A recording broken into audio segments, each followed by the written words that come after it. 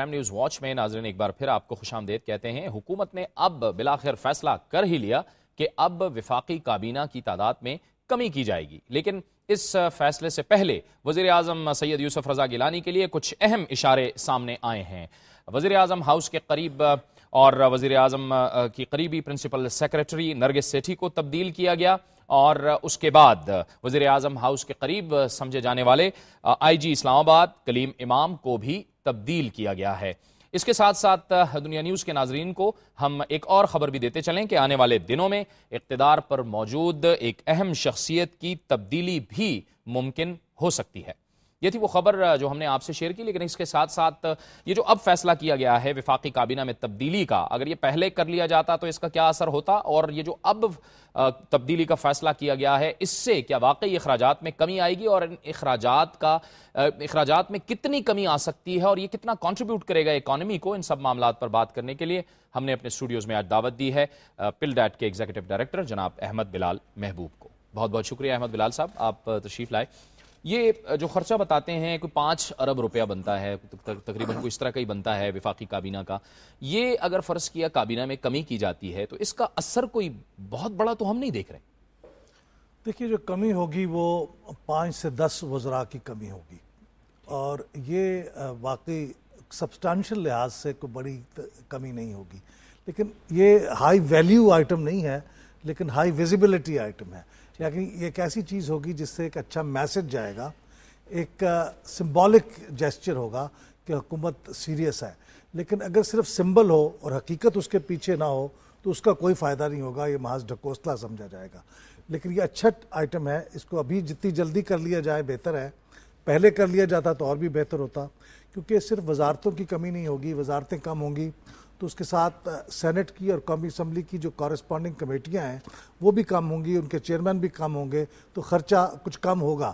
لیکن یہ صرف ایک ایکشن سے بات نہیں بنے گی۔ ہائی ویلیو آئٹم تو وہ ہیں جو اسٹیٹ انٹرپرائزز ہیں، ان کے لاسز ہیں، اگر وہاں پروفیشنل بورڈ نہیں آتا، اگر وہاں پروفیشنل چیف ایگزیکٹو نہیں آتے تو پھر یہ سارے اقدامات جو ہیں یہ تو نمائشی رہیں گے۔ یعنی وہ 800 ارب یا 1000 ارب کی جو لیکیجز ہو رہی ہے، اصل میں جو فوکس ہے وہ وہاں پر بھی کرنا پڑے گا۔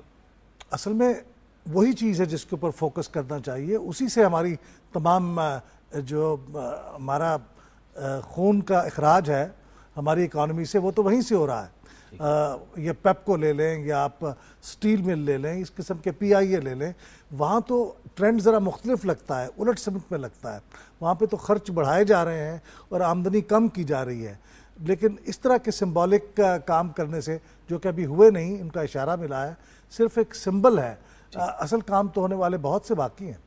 ٹھیک ہے۔ اچھا احمد بلال صاحب، اس میں ایک رپورٹ ہم نے تیار کی ہے جس میں ہم بتائیں کہ قیام پاکستان سے لے کے اب تک جو وزراء اعظم رہے ان کی کیا ترتیب رہی، ان کی کابینائیں کیا رہی، تو ہم آپ کو بھی اور ناظرین کو بھی یہ رپورٹ دکھاتے ہیں۔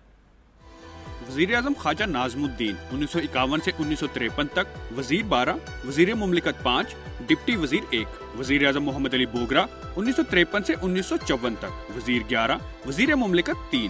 وزیر اعظم محمد علی بوگرا 1954 سے 1955 تک، وزیر 14، وزیر مملکت 2۔ چودھری محمد علی 1955 سے 1956 تک، وزیر 14، وزیر مملکت 3۔ حسین شہید سہروردی 1956 سے 1957 تک، وزیر 14، وزیر مملکت 2۔ آئی اے چندریگر 1957 تا دسمبر 1957، وزیر 8، وزیر مملکت 4۔ ملک فیروز خان نون 1957 سے 1958 تک، وزیر 18، وزیر مملکت 10۔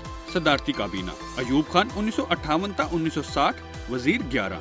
ایوب خان 1960 تا 1962، وزیر 14۔ ایوب خان 1962 تا 1965، وزیر 15۔ ایوب خان 1965 تا 1969، وزیر 16۔ جنرل یحییٰ خان 26 مارچ 1969 تا 3 اکتوبر 1969، وزیر 3۔ 5 وزراء کے عہدے یحییٰ خان نے خود اپنے پاس رکھے۔ جنرل یحییٰ خان 1969 تا 1971، وزیر 10۔ ذوالفقار علی بھٹو 1971 تا 1972، نائب صدر 1، وزیر 12۔ ذوالفقار علی بھٹو 1972 تا 1973، نائب صدر 1، وزیر 13، وزیر مملکت 5۔ ذوالفقار علی بھٹو 1974 تا 1977، وزیر 20، وزیر مملکت 14۔ ذوالفقار علی بھٹو 30 مارچ 1977 تا 5 جولائی 1977، وزیر 22، وزیر مملکت 1۔ جنرل ضیاء الحق 5 جولائی 1977 تا 14 جنوری 1978، وزیر 20، जनरल ज़िया के पास 12 वज़रा के पोर्टफोलियो थे। जनरल ज़ियाउल हक 5 जुलाई 1978 था 23 अक्टूबर 1978, वजीर 17, वजीर मुमलिकत 5।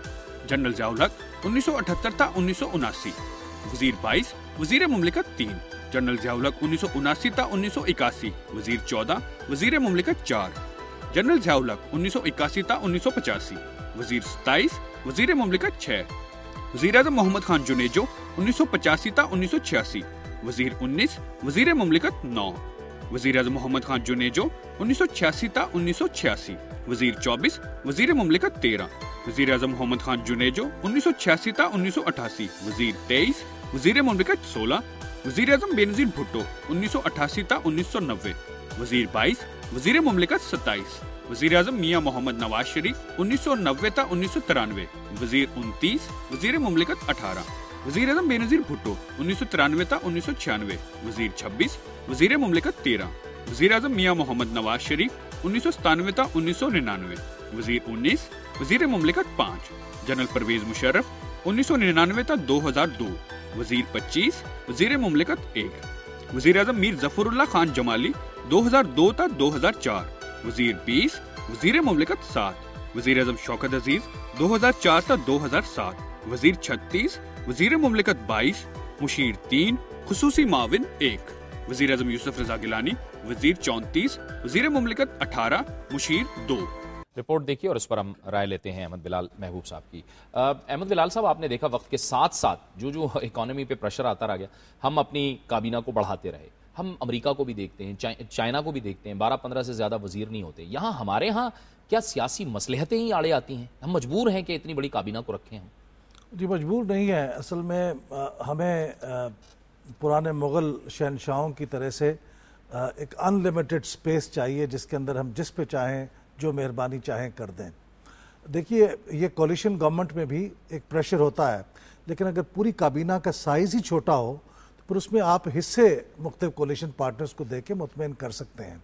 लेकिन हमारे यहाँ तो ये भी हुआ है कि हम 100-100, 150-150 लोगों के काफ़िले लेके बैरूनी दौरों पे जाते हैं, उनको अपने एक्सपेंसेस पे ठहराते हैं क्योंकि बैरून मुल्क उनकी मेहमानदारी के लिए वो लोग तैयार नहीं होते।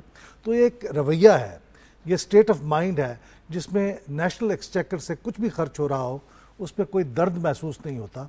तो ये जब तक ये ट्रेंड और ये जहन तब्दील नहीं होगा, ये हमारी पॉलिसी और हमारे अखराजात कम नहीं हो सकते। यानी यही वजह है कि आज हम इस तबाही के दाने पे खड़े हुए हैं कि मार्च में हमें इंपोर्ट बिल देना है और IMF को भी किस्त देनी है और पैसे नहीं हैं। अब हम बड़ी एक मोहतात अंदाज़ा हमने लगाया है, हम 20 की काबीना से गुजारा कर सकते हैं। ख़ास तौर पे अब जबकि बहुत से महकमे सूबों को मुंतकिल हो चुके हैं या होने वाले हैं, तो 20 की काबीना में बहुत अच्छी तरीके से विफाक में गुजारा हो सकता है। कोई ज़रूरत नहीं कि आप 60 या 70 लोगों की काबीना बनाएं। बहुत मुख्तलिफ महकमों को आप इकट्ठा कर सकते हैं। पहले हमने बहुत से महकमों को तोड़ा है और उनको पहले एक महकमे से 4-4 वज़रा निकाले हैं।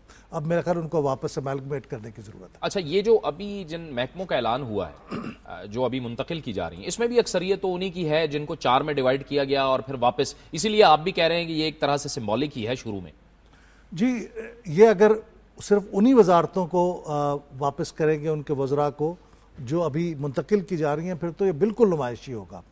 लेकिन अगर ये रैशनलाइजेशन करें, राइट साइजिंग की बजाय रैशनलाइजेशन करें कि इस वक्त हमें कितने वज़रा की ज़रूरत है वाकई, तो वो 20 से ज़्यादा नहीं बनते। ज़्यादा से आप 25 तक ले जाएंगे, इससे कतन ज़्यादा नहीं होने चाहिए वज़राए ममलकत को मिला के। लेकिन इस वक्त जो सूरत हाल है वो 60-70 के करीब की काबीना में लोग बनते हैं। फिर उसके अलावा वो लोग भी शामिल हैं जो काबीना में नहीं है लेकिन उनको वजीर की तमाम मराहत और तनख्वाहें शामिल हैं। जैसे कश्मीर कमेटी के चेयरमैन जो हैं उनको वफाकी वजीर के बराबर मराहत और तनख्वाह मिलती है। तो ये बिल्कुल इसको भी गौर करना चाहिए।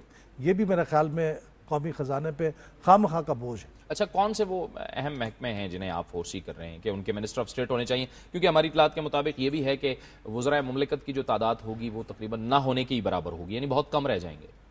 देखिए, वज़राए मुमलकत का तो जस्टिफिकेशन वैसे बनता नहीं है। अगर देखिए, अगर फॉर एग्जांपल फॉरेन मिनिस्टर है जो ज़्यादातर वक्त मुल्क से बाहर रहते हैं, तो उनके लिए आप कह लीजिए कि वज़ीर मुमलकत की ज़रूरत है। उसके अलावा चूँकि तमाम वज़रा मौजूद होते हैं اور پھر پارلیمانی سیکرٹری بھی موجود ہیں، تو کوئی وجہ نہیں ہے. اور پھر وزیر امور پارلیمان جو ہوتے ہیں وہ بھی ان کی جگہ پہ جواب دے سکتے ہیں، تو وزرائے مملکت کی تو ضرورت نہیں ہے. لیکن آپ دیکھیے لا، جسٹس، ہیومن رائٹس اور پارلیمنٹری افیئرز، یہ 4 محکموں میں تبدیل تھے، ان میں سے 3 اب اکٹھے ہو گئے ہیں. ہیومن رائٹس کا ابھی تک الگ محکمہ ہے، تو ان کو بھی اس میں واپس شامل کیا جا سکتا ہے. کمیونیکیشن میں آپ دیکھتے تھے کہ پہلے پوسٹ بھی شامل ہوتا تھا، اب پوسٹ کی الگ وزارت بنا دی گئی ہے. تو اس طرح سے بہت سی وزارتیں ایسی ہیں جن میں جیسے پرائیویٹائزیشن تھا، اب اس کو شامل کیا گیا انویسٹمنٹ میں، تو انویسٹمنٹ کو آپ وزارت خزانہ کے ساتھ لا سکتے ہیں. تو یہ ہو سکتا ہے. ایمالگمیشن 20 سے 25 سے زیادہ وزراء کی ضرورت نہیں ہے. بہت بہت شکریہ جناب احمد بلال محبوب، ایگزیکٹو ڈائریکٹر پلڈیٹ، ہمارے ساتھ موجود تھے اور اس انتہائی اہم موضوع پر گفتگو کر رہے تھے. وقت ہوا چاہتا ہے ایک بریک کا، اور بریک کے بعد ہم آپ کو لے جائیں گے پنجاب اسمبلی کے باہر. اب سے کچھ دیر پہلے ایجوکیشن یونیورسٹی لاہور کے طلباء اور طالبات نے وہاں پر بھرپور احتجاج کیا، اور ہم وہاں خود گئے اور ہم نے طلباء اور طالبات کے جذبات اور ان کا موقف معلوم کرنے کی کوشش کی، کیونکہ وہ اپنے برطرف پروفیسر صاحبان کی بحالی کے لیے احتجاج کر رہے تھے. ایک بریک کے بعد